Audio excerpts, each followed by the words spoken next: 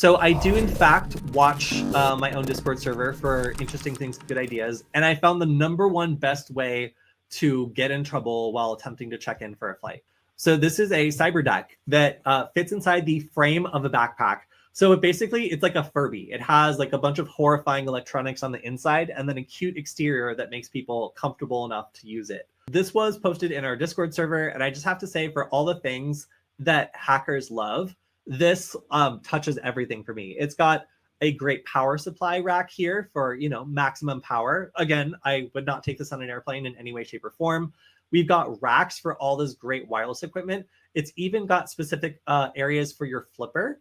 And it's got different layers and cooling as well. Oh, of course, the 7-port USB hub. How could I forget? This has pretty much everything. And for a hacker who wants to have as many pieces of gear on them as possible and doesn't care about like answering questions when they get caught, this seems to be the ultimate setup that I've seen. I don't know. There's no storage for other things. It's all just hacking stuff. Like, it's 100% non-innocent looking, menacing style electronics.